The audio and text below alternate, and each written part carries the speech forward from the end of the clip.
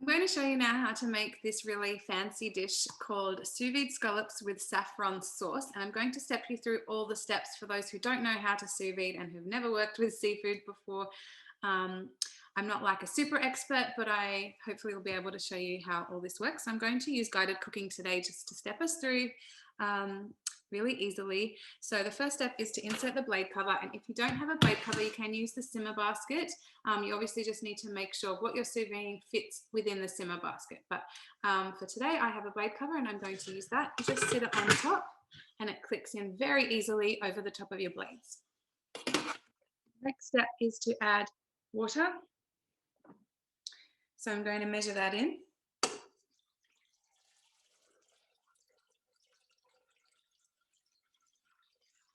And I need more. So basically in sous vide, we are filling the whole bowl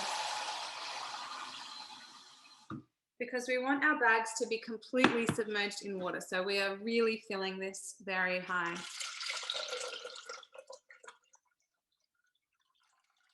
Oh, and I still need more.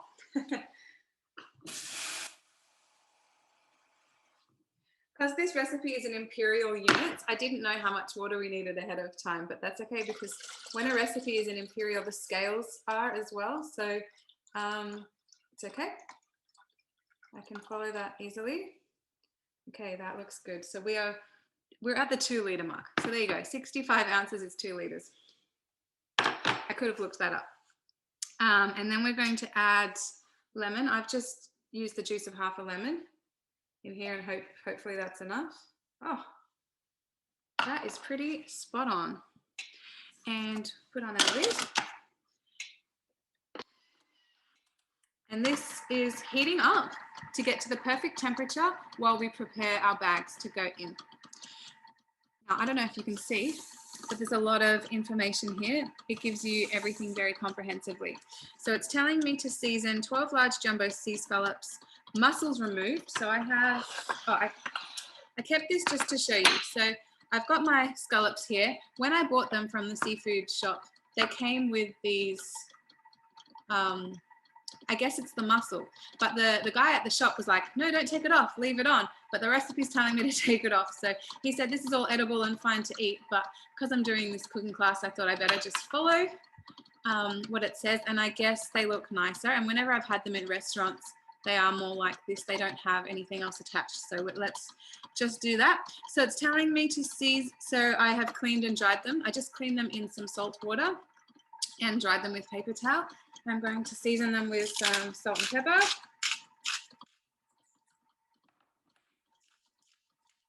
Making a bit of a mess on my bench as we go. I guess I should mix that around a bit, but yeah, that's okay.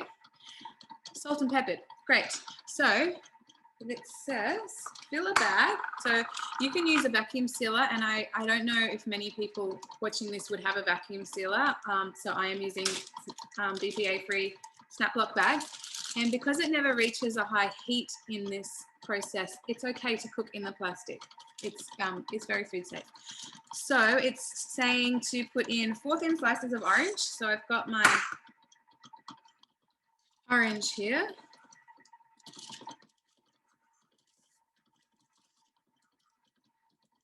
And preferably organic. And 4 sprigs of fresh oregano, which I grow in my garden, so that was easy. So that's going in. I have taken it off the sprigs. I just got the leaves. I think either way would be fine. I didn't actually really think about it when I was stripping the stalks, so whatever. So that's all done. And then we put in the scallops. So I guess anyway is fine, but I'm going to try and organize it so that they're each touching some of the orange so that flavor from the orange and the oregano really gets in. You could just shove it all in, whatever. And the flavor will all go through the bag, so it will all be fine. This is looking good. Okay, now to seal. I am going to show you how to seal a bag so that there's no air in it. So I've got a bowl of water here. I want to mostly get as much air out as I can and sort of snap it up as much as I can so that it's easier to do once I'm in the water. Then you just place it in, and because we're going in the water, that displaces any air that's in here. And obviously make sure no water gets in the bags, but that's pretty easy because the bags have such a big lip up the top. And I think that is pretty good. That is very shrink wrapped, as you would say, and I don't think there's any air in there. So that's how you prepare a bag for sous vide. And then, oh, no, there is more. I know there's more. Interesting. So I'm going to, anyway, the next step, it's going to ask me to do it probably once this has finished cooking, but I'm going to show you the next step anyway, is this is going to be served with some sous vide asparagus, which I've never done before. So all I have done is put it in the bag. I haven't snap locked it yet. And it said to use pencil thin asparagus. So I tried to get the thinnest I could find at the shop. And I'm going to try and even it out a bit, but it doesn't really matter, I'm sure. Getting all that air out. You can see I am concentrating because I don't want to mess this up, obviously, while you're all watching me. If you mess this up, which I have done before, yeah, that looks good. You just undo it and try again, and that is okay. It's fine to do that.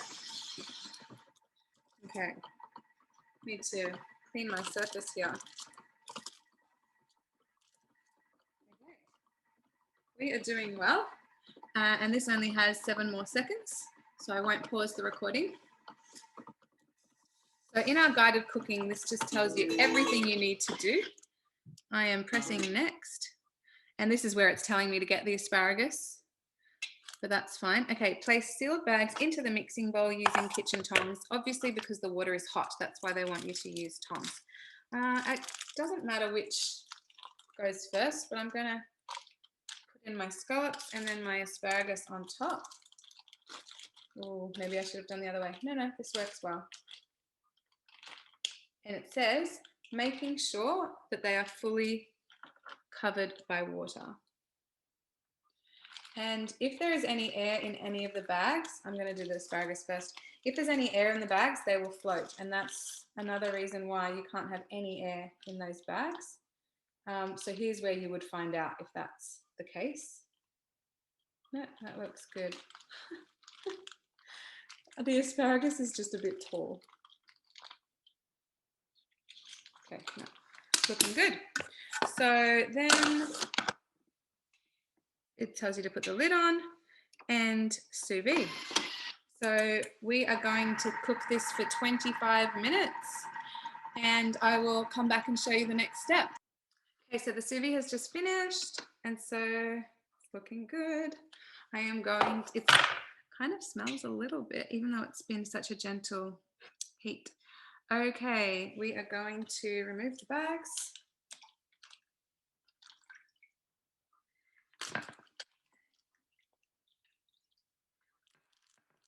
Okay, and we need to, it says empty the mixing bowl, clean and dry, and get ready for the next steps. I happen to have 2 bowls, so I don't need to spend any time drying that at the moment. So yeah, remove blade cover, dry the bowl, yes, okay. We're making the sauce now, so I'm going to put in an onion. It's, because this is an American recipe, it says yellow onion, same thing as brown onion. So that goes in, and I've got the smallest onion I could find because it says 2 ounces. I'm adding some oil, extra virgin olive oil. Okay, I just want about, maybe it's 2 tablespoons. It says half an ounce, so I don't know, about 20 grams. Put the lid on for these dry. And chop that for 5 seconds.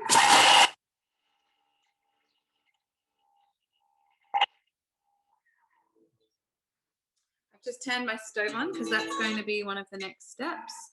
Oh, I need a spatula.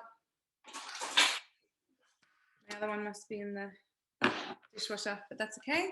So just scraping this down. I still love, like, I've had a Thermomix for almost 12 years. I still just love this.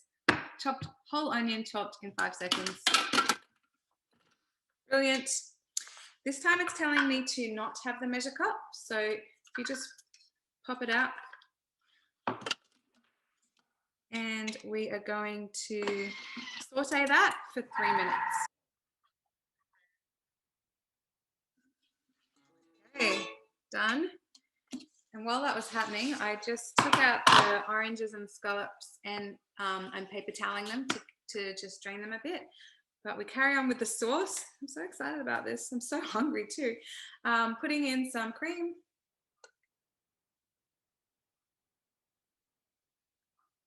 Oh, pretty good. And it says 2 pinches of saffron threads. Now I got this saffron extract from an Aussie saffron company. We had a guest speaker at one of our meetings, and it was just fascinating the way saffron is made and why it's so expensive and the whole process. I won't bore you with it, but yeah, anyway, I got saffron extract from there. So it just, I'm using 2 drops, but the reason I'm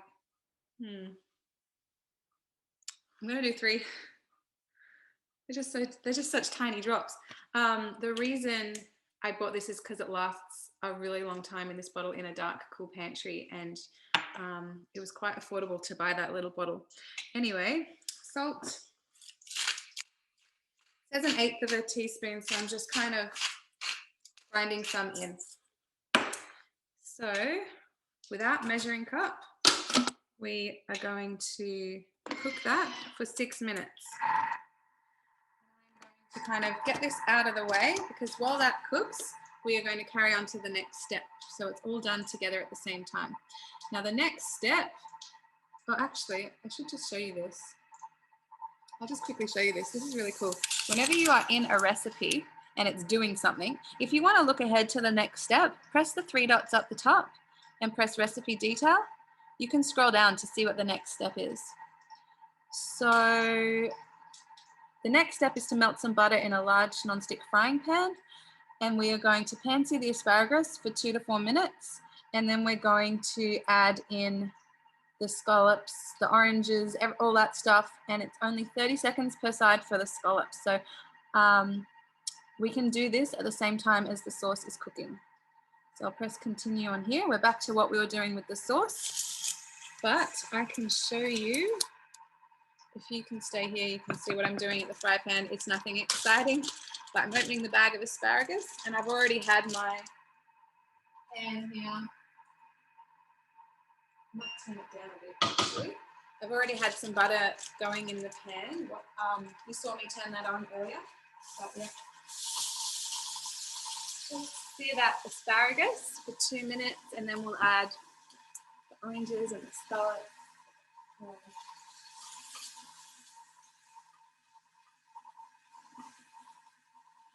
So how I found this recipe was I wanted to show you something that was gourmet, a little bit different to what we would normally do. And I am a mum of 4 kids, and what we normally do is the very easy stuff, you know, feeding a crowd, kids crowd freezers, that type of recipe. So today I typed in the word dinner party in Cookie Doo to find something cool, and there's so many different options.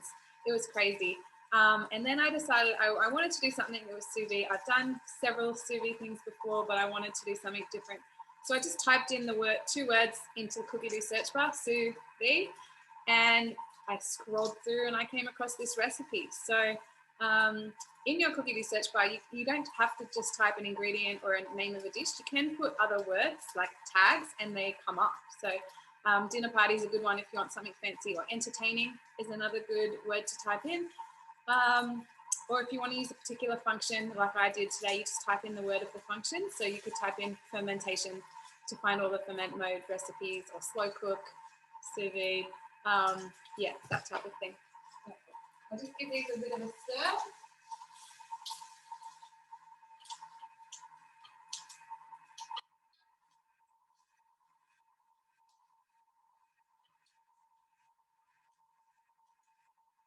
Awesome. Okay. So, yeah. So the sauce still just has 3 minutes to go. So let me just get my scallops and orange and oregano ready. Yeah, you just want these to be dry so that when you pan sear them, they're not going to be broiling in juices. We want it to be a nice hot sear, and that's why we're paper toweling all of this, just so it's really nice and dry. Oh, you can't see what I'm doing. It's nothing exciting to watch. I'm just dabbing it with the paper towel. But yeah, I'm excited to see how this goes. So with sous vide, the other thing you can do is, you've done the sous vide, you can do that early in the morning. You can prep that and have it in the fridge. You can keep it in the bags in the fridge until the evening when you're ready to just sear it. So you could have, if you're entertaining or doing, you know, sous vide steak or whatever, you can do that ahead of time, because that's the long process. Once you're ready to have guests over and be turning the barbecue on, you only need to sear things 30 seconds either side. So you could be, and it's super, like, the texture is amazing. So if I wanted to now, I could put all this in the fridge, but I am hungry and I'm ready to eat this. So yeah, I'm going to do that now. I can see the time on the sauce has 1:30 left. So I think that's enough time for me to sear all this and get it ready on the plate to drizzle the sauce over.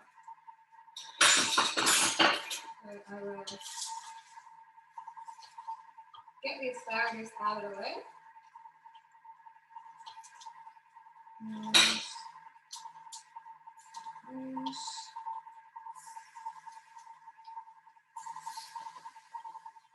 I'll just do the orange for a few seconds either side. Actually, I'll move them to the side and put on the skillet.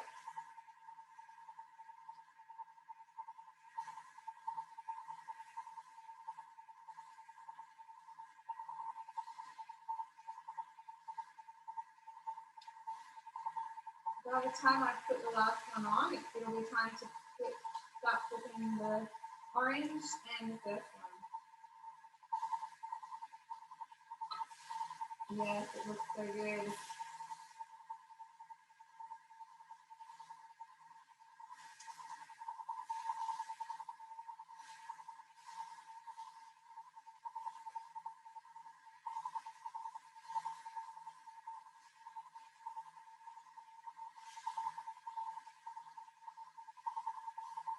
Sorry if this is a boring part to watch, but I really did want to show the whole process, to show that nothing magic is happening here. I am not a spoiled chef by any means.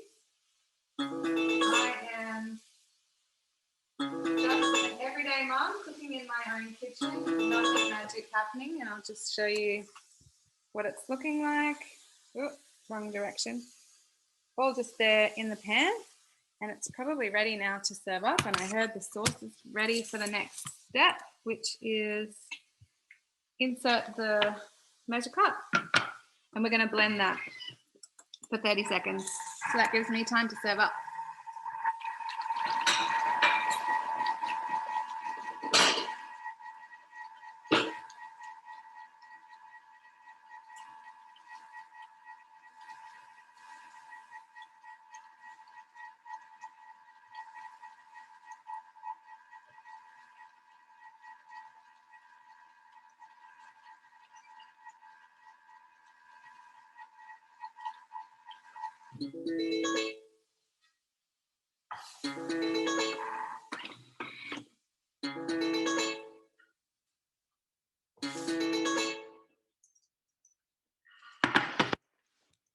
Okay, kind of want to make it look a little bit pretty. I probably got too much on my plate. Here we go. I'll do a smaller portion. I will, because that was a lot.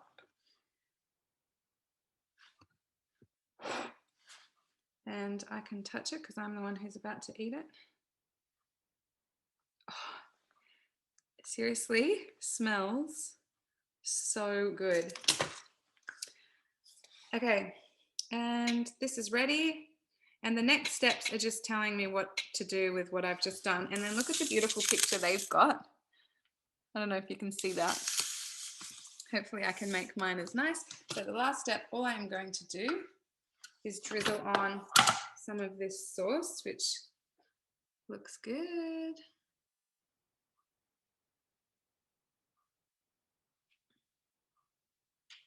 So good. And there we have it. So there's our Sous-Vide scallops with saffron sauce and Sous-Vide asparagus too. Hopefully you can see how beautiful that looks.